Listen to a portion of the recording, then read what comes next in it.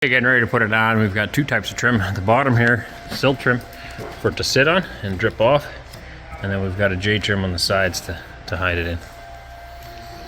I'll put J trim in the corner. I should have picked up a double here. They have them, but I forgot all about it. So we'll just use regular J, and then we're running J all the way along the top to help hide any cuts that might not be perfect. So as soon as we get started here, I'll get the first sheet cut. Got 12 footers, 10 footers, and 8 footers. This wall here is all 12s, and then the cutoffs will be utilized up here. Okay, so that's one sheet on. Goes right on over the OSB. I mean, you can put something on here if you wanted, but not necessary. And like we have vapor barrier underneath the OSB already. So in case anybody's wondering about that, it is on. OSB was put on over top, and now we're putting this on, screwing it right on. But it makes for an amazing washable surface because all the water just runs right down, drips off of here. You can keep everything really nice and clean, whereas the OSB you can't. Fits right in the groove up there, ready for the next sheet. All right, just about at the peak. I have to go around this window, which means I need to figure out what we're doing, as I don't think we have. Well, there's supposed to be a fan going in that hole, so I don't know. We'll have to figure that out next. But we're getting this all, huh? Looks good. Covers really fast. This is 3-foot sheet, so just shy of 1 meter wide. And then, if you can tell the screws there or not, there are screw holes in there. Stainless screws, so they don't end up rusting, and it makes the whole surface beautifully washable. So, but yeah, I guess I'll have to figure out what we're doing here, because there's a fan going in later, but they were going to put it in later, and I'll have to. I'm not really sure what to do there. I will sort it out. Next time you see it, it'll probably be done. Okay, I got the trim dirt down around here. Bit of monkeying around, took a while to get that done. Now we were putting vapor barrier inside and out just temporarily for the winter to block the cold, same as we did here. So we'll have to figure that out. We'll do it tomorrow. We're going home for the day.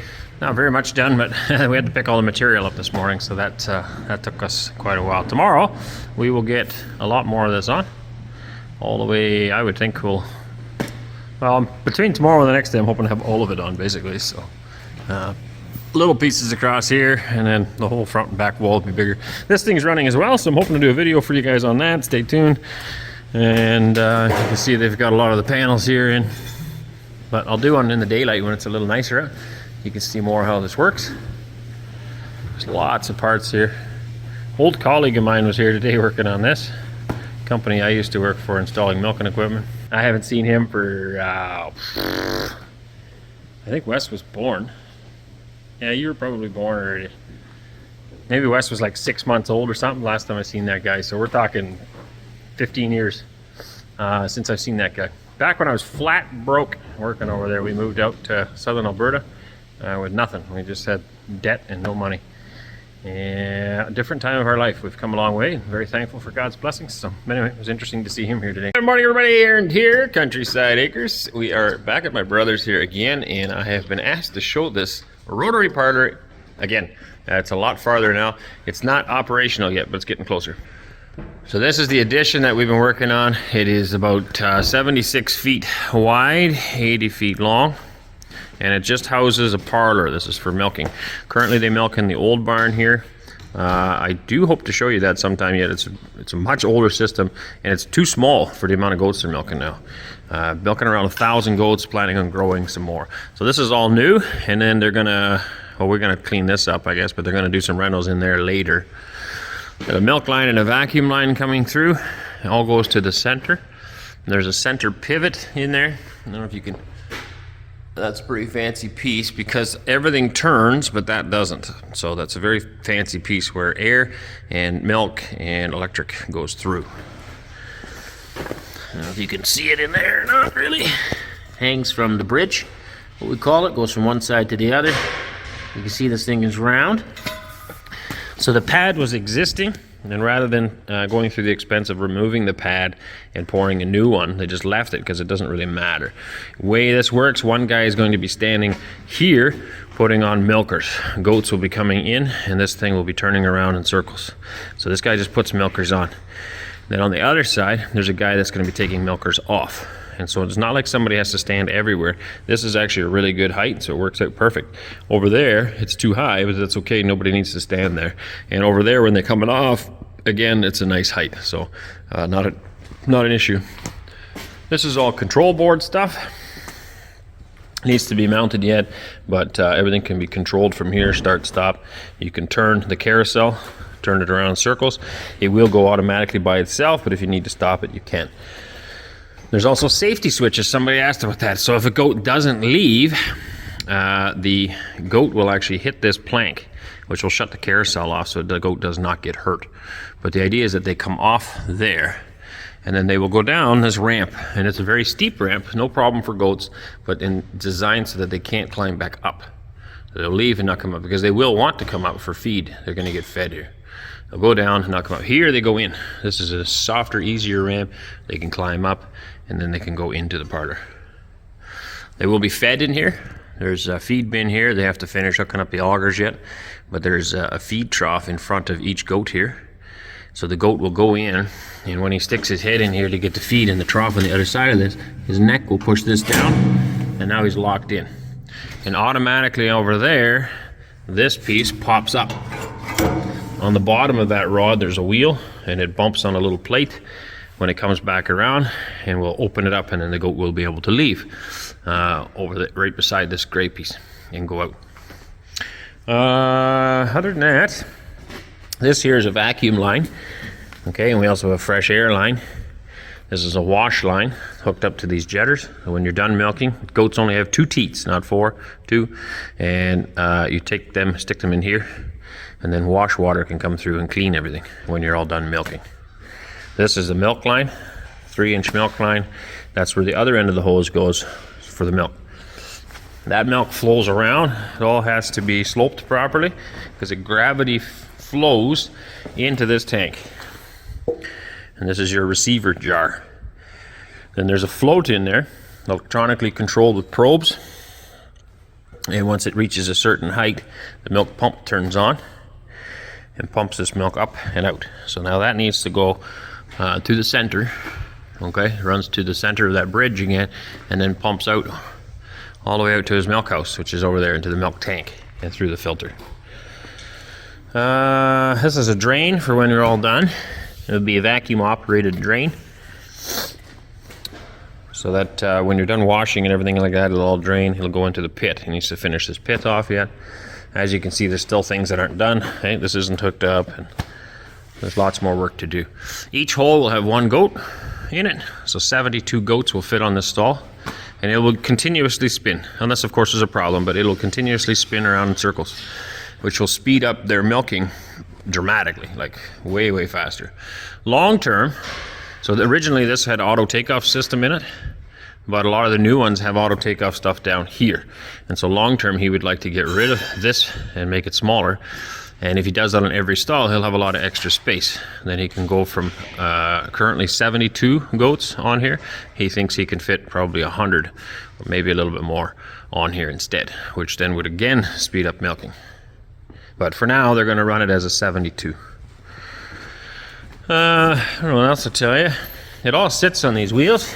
So we poured this concrete ring here. A lot of people are, you need rebar. No, we don't need any rebar in here because it's not doing anything that rebar is necessary. It's literally just straight up and down pressure. Rebar is not needed for that. Rebar is good for side flexion, but it has no bearing here. It's just literally a leg just to stand. These are epoxied in, sitting on here on the 4 rods. And then there's this wheel here. So the whole carousel sits on that. And then this wheel is a guide wheel. Every other one has a guide wheel to keep it in the right place so it can't fall off all the way around. They have 2 drive wheels. There's a drive over here and a drive over here. Only one at a time gets used, but if one fails, then you can turn the other one on. There's more electronics all stuck to the bridge. Piles and piles and piles of stuff and wires. It all needs to be hooked up yet. This is extremely expensive part that I was talking about, because this does not turn and this does. So everything needs to work in that block. Okay, this is your vacuum reserve tank. So it comes from a vacuum pump, and you need reserve, because as you put units on, you lose some vacuum. And if you didn't have a reserve tank, you would notice that fluctuation. But by having a big reserve tank, you don't see the up and down in the vacuum, and that's important for consistent milking. These are the feed troughs on the front that I was talking about. So here the feed will be going in. I'll have to attach a pipe yet, and feed will be pouring into this trough for each goat to eat as it goes by. And here, like I said, these have wheels on them, so that's stuck to this piece here. And then as it hits this ramp, it'll go up, and it'll see how this one's up, and that one's, oh, this one's up right now as well. But anyway, it'll pop them open as it goes over this piece, and then it'll come down again, and this is where the new goats go in and get locked up. Again, more electronics. There's also lots of safety switches. We do not want any goats getting hurt, of course. That's about it. That's the building. We're busy putting this egg tuff on the wall right now, plastic material. If you haven't seen the video on production of that, as well as production of truss core, just go back and look at the videos. They're pretty neat. We just trimmed this out, and so today we're going to carry on with that. Try to get this all done between today and probably part of tomorrow. We'll have all this aspenite or OSB, whatever you want to call it, covered up. Got a couple of fans on the ceiling we installed here for cooling in the summer. Also, these curtains open up on both sides. It can drop right down, let air flow in. And this hole here is for a fan in case it gets too hot in the summertime. You can turn a fan on as well and suck hot air out. So it's just comfortable in here. Again, everything's sloped, and the reason is just because it doesn't matter. Nobody needs to work here. Nobody needs to do anything with it. Literally, we need a curb to hold that. And so he just left the existing concrete here. This used to be his manure storage. Yeah, just a big flat pad outside where he piled stuff. And so they put walls around in the ground, and it doesn't matter what this looks like. The curb is perfectly lasered level. We did that from the laser, and then we made a center point here. And from the center point out, we were able to describe a line on our curb, and that's how we got the bolt holes to install all the posts. I don't really know what else to show you. That kind of covers it, I think. There's your drive motor, where it all runs on. There's a big rubber wheel here, and you can see it squeezing on this plate. This is a spring-loaded nylon wheel, and I think that one there's rubber to hold on and give it some more traction. And we left this open on purpose, in this area, to be able to crawl in and out. Otherwise it would be a real pain to get in there. So now here you can see it's pretty high. It'd be very uncomfortable to milk a goat here, but that nobody needs to stand here, so nobody will be milking a goat here. It doesn't matter. Yep, and you can see this just kind of fits perfectly in here. Got about 6 feet of clearance approximately on the walls. And then on this side, hey Wes, this side there's more room. And I forget the reasoning. I think he was going to build a wall in here for, like with a pen, where he could temporarily put animals when he needs to clean something out or whatever. I can't remember. He said something like that. When they come off of here, like the whole area is going to be full. And when they come off of here, they can go into. Oh, they'll go in this pen, temporary? Okay, and then go back to the barn. Okay, there you go. So it'll be a temporary holding area where they'll be able to stand for a while they're moving goats one way or another. So, yeah. That's it. It's pretty exciting. He's been milking goats for I don't know how many years. A long time. I actually milked goats with him. I worked for him for about a year, I guess, and then I bought my own farm. That was over 20 years ago, and started milking goats as well. So it's a neat industry. If you don't know much about it, look it up. You can find videos online as well, but it's 2 teats instead of 4 like a cow, and a lot less liters. You get, well, it varies, but on average like 3 liters a goat, versus a cow would be like 30 liters, right? But of course they eat a lot less too, and they're a lot easier to handle, and it's a lot of fun for kids. I found when we were milking goats, it's a kid-friendly thing. You get all the little baby goats and stuff too, and the children really enjoyed it. So this is a wonderful step up. Super happy for them, and really hope this all works really good. I mean, it should. There should be nothing wrong with it. But. Putting on the egg tuff. Yesterday we got up to about the window. We finished that all up and above, all the way around to the corner there. And now we are working up here. So we have to go around these curtains. We're gonna leave a space so they can add some more lumber here yet. Later on, if they ever want to put something here they need to attach to. And this is not the greatest stuff to attach to because it's just plastic and flexible. So we're gonna leave a chunk of lumber, basically, room for it, up at the top and along the two sides. So we're just boxing that in right now. We need another piece of jerry trim up this side. And I've got this sheet ready to go. 3 sheets here, I'll be 2.5. I guess part of it will go here, and then we're gonna scoot all the way along the top, get that done, and work in the corner around that door. So, lots more to do, lots of little pieces, not very interesting work to watch, but it looks great when it's done. Really cleans it up, finishes off the project. And then we need to put some poly back in this hole here, just so there's 2 layers for now for the winter. Keep it a little warmer. Got various different lengths, measuring it, cutting it, and getting all my screws marked. Rather than pre-drilling the stack, because each piece there's different heights and stuff involved here. I can't really pre-drill the whole stack like we would with steel. Oh, I can, but it's more. This is simple. I just mark them out, and then Wes knows exactly where to put the screws.